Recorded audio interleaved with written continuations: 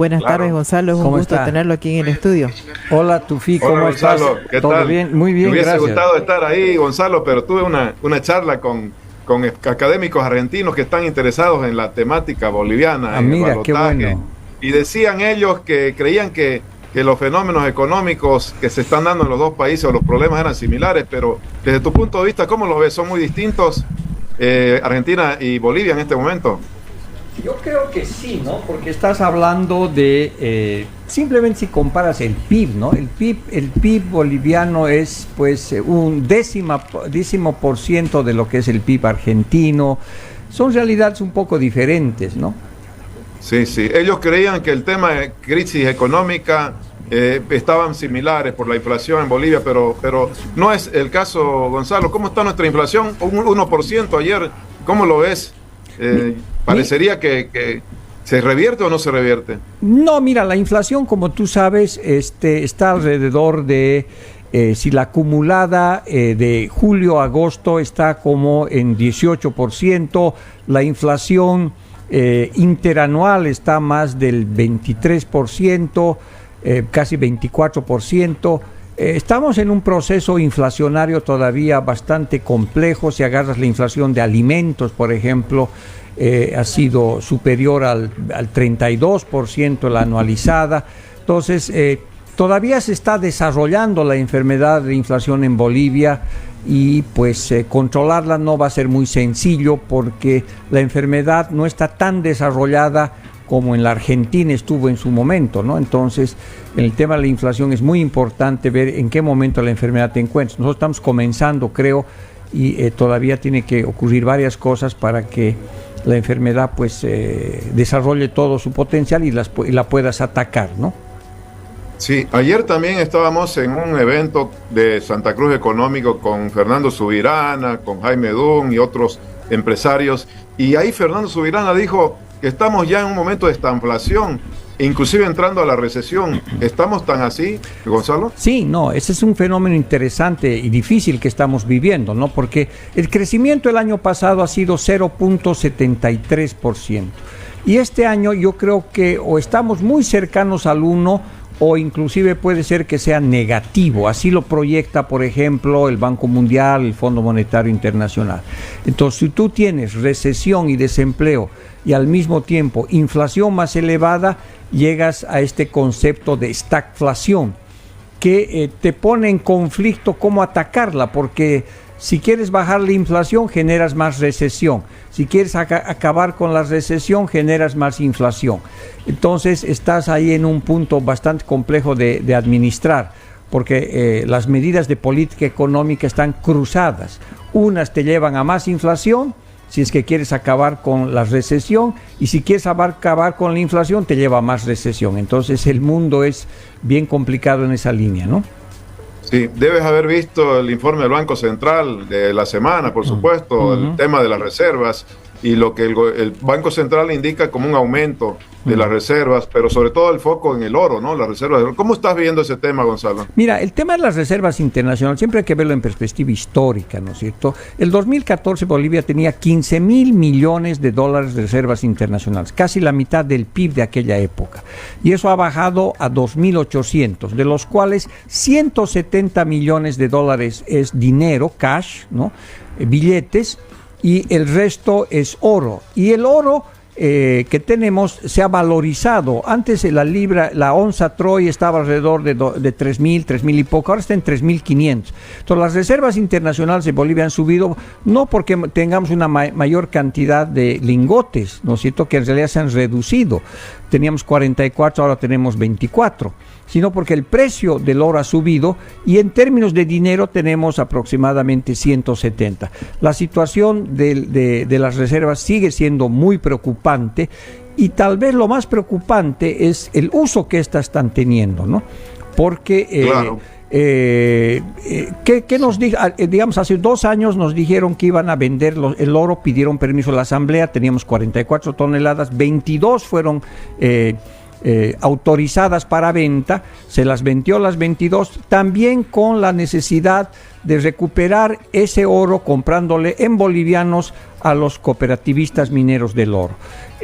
Han recuperado 2 toneladas y lo que han hecho en estos 2 años ha sido bicicletear ese oro, ¿no? Es decir, compran el oro e inmediatamente lo venden en dólares para poder pagar pues el combustible y para poder pagar la deuda, etcétera, ¿no? Entonces han estado usando eso en una forma de bicicletear oro y convirtiéndolo en divisa para comprar diésel y gasolina. Pero lo que muestran los datos recientes es una información que no solamente estarían utilizando el oro que ha sido autorizado para compra y venta, sino que estarían empeñando parte de las 22 toneladas que están en el Banco Central de Bolivia, que están bajo custodia del Banco Central de Bolivia. Significa que han empeñado un valor de 828 millones de dólares y ese dinero también lo han metido a la economía. Entonces es altamente probable que esta rebaja del dólar que estamos viendo en las últimas semanas, que ahora ha tenido un pequeño repunte, pero está asociado a que el Banco Central de Bolivia está metiendo más dólares a la economía, haciendo que el tipo de cambio tienda a bajar y con el objetivo de maquillar, yo creo que las condiciones macroeconómicas de Bolivia, que para decir nos van a extrañar, porque cuando nosotros salimos del gobierno dejamos un dólar a 11, digamos, y al día siguiente no van a encontrar dólares y eso no vas a encontrar ni el oro porque está empeñado y tienes una deuda de 828. Entonces eso puede complicar mucho las cosas. Entonces hay que ver mucho en detalle qué es lo que están haciendo con el oro en Bolivia, ¿no? Sí, ahora ante esta situación ya el Tuto Quiroga, su gente, su equipo económico dijo, ya estamos buscando 400, ¿cuánto es? $1.000 millones para garantizar 4 meses de combustibles, porque nos vamos a encontrar sin reservas. Y bueno, por el otro lado tenemos la propuesta de Rodrigo Paz que implica no endeudarse más bien tanto. ¿Cómo estás viendo las dos propuestas, Gonzalo?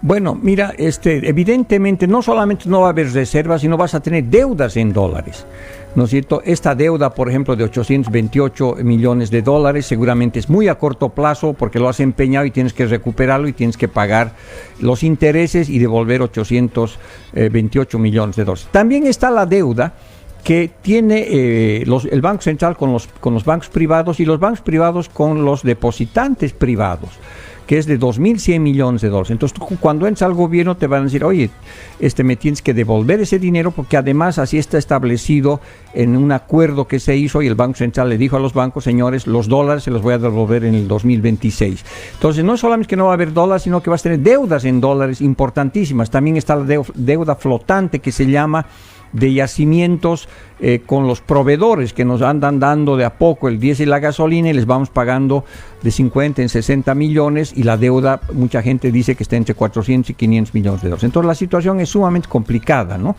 Y lo que está haciendo Tuto es señalizar expectativas, seguramente por los contactos que tiene, han ido donde del Fondo Monetario, y el Fondo Monetario les ha dicho, sí, veremos, hablaremos, hay esta puerta, o sea, ya más o menos saben el camino. Y de repente inclusive ya se han puesto en la fila, porque no comprenderás que no somos los únicos que estamos pidiendo plata al fondo, ¿no es? Claro. Entonces, eso, digamos, es más de señalización. Y tú te acordarás, cuando fuimos a Boston, los organismos internacionales nos dijeron, sí, vamos a ayudar, son nuestros socios, pero tenemos nuestro tiempo, nuestra burocracia. Entonces esos $1.000 millones de dólares están más para señalizar expectativas ¿no es cierto? Para decir a la gente, calma, ya está viniendo la plata, así que yo ya he iniciado el trámite y bueno, tardará 1 mes, 2 meses. Hay diferentes tipos de puertas y créditos en el fondo, ¿no? Y en el otro caso es como ahora lo que tienes que hacer es como ir a pedir a la suegra, ¿no? La suegra la has maltratado 20 años, ahora tienes que decir, señora, en un momento de ofuscación le ha ofendido, présteme platita, ¿no es cierto? Rodrigo creía que podía resolver esto con estabilidad y que plata del Colchón Bank y plata de afuera podía retornar. Se ha dado cuenta que eso no es así y bueno, no está yendo donde la suegra, pero ya ha anunciado que va a ir donde la tía, ¿no es cierto? Que es el BID. Entonces al final del día vamos a llegar a algo parecido. creo que hay que hacer, el ajuste lo vas a tener que hacer y tienes que ver si haces un ajuste con dinero o sin dinero. Y si la señora del Fondo Monetario Internacional, la suegra, va a entrar por la puerta grande o por la puerta de atrás, los recursos los vas a necesitar, ¿no? Sí, una última de mi parte, pregunta Gonzalo, que un poco generó el debate, ¿no? El tema del pago de los 2.000 bolivianos a los adultos mayores, y el otro tema de la nacionalización de los chutos. Entiendo que estabas de acuerdo en algún momento, ¿no? Con lo de la nacionalización, te leí. ¿Cómo ves esos dos temas? A ver, en el tema del bono dignidad, subirlo a 2.000, han entrado también en realidad y en sensatez, ¿no? Y ahora ya no es 2.000, va a ser solamente 500 y irán ajustando eso.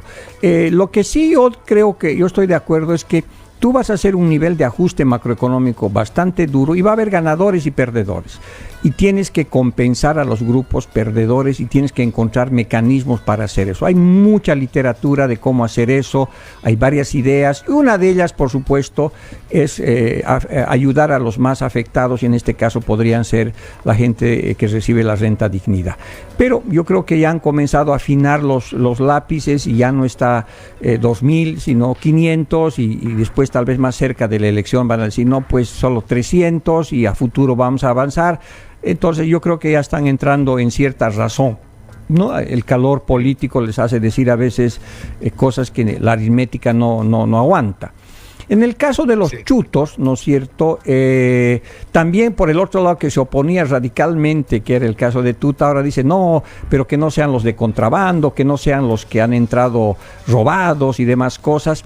Porque evidentemente ahí están en un desafío de esa vieja película de Sofía, ¿cuál hijo eliges? ¿No es cierto? Porque como estás raspando la olla, si ves el punto de vista fiscal, probablemente es interesante conseguir dinero rápido con eso, rápido digamos en 3-4 meses en que organices eso, solo si les cobras la legalización en dólares, ¿no es cierto? Eso es lo que yo creo que puede funcionar. Entonces tú tienes tu auto chuto, quieres normalizarlo, dices muy bien, son $1,000 por auto y en dólares, usted traiga en dólares, si no, no hay legalización.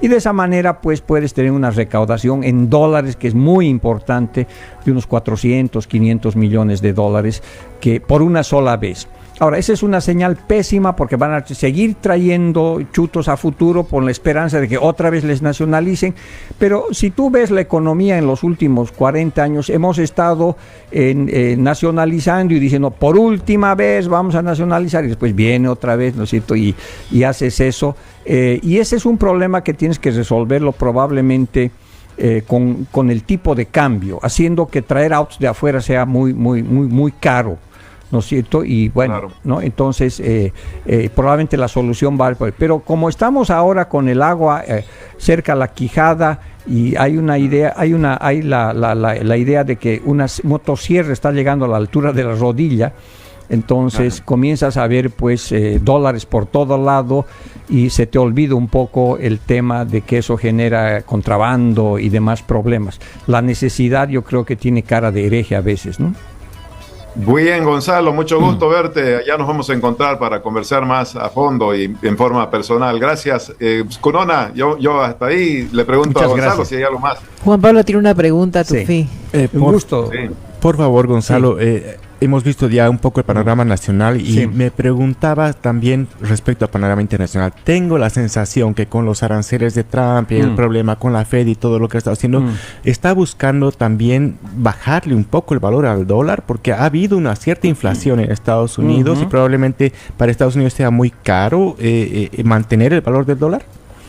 Mira, el tema esa es una disputa en realidad geoeconómica, geoestratégica, ¿no es cierto? Es decir, Estados Unidos está reposicionándose en el contexto internacional para recuperar fuerza, poder, pero de manera equivocada con aranceles, y eso está haciendo que en el corto plazo tenga victorias, porque está consiguiendo con aranceles y después negociaciones, temas con el narcotráfico, o con temas políticos, hay varias cosas, o sea, ataca varias cosas, pero en el mediano y largo plazo pues le está echando tierra a la sepultura, si quieres, porque ciertamente economías como la europea y la brasileña, que están siendo duramente golpeadas por los aranceles, van a cambiar y se van a ir a Chile o a China, a Europa, y el mensaje ha sido claro. El día de ayer, por ejemplo, el poder alternativo en el mundo se ha reunido con intereses muy claros, y se ha juntado Putin, y se ha juntado el presidente de China y el presidente de Corea del Norte, y ahí claramente los países no tienen amigos, es intereses, y hay un interés ahí de crear un nuevo orden económico mundial. Y en cuanto eso genere un debilitamiento del dólar, pues es una buena estrategia para ellos.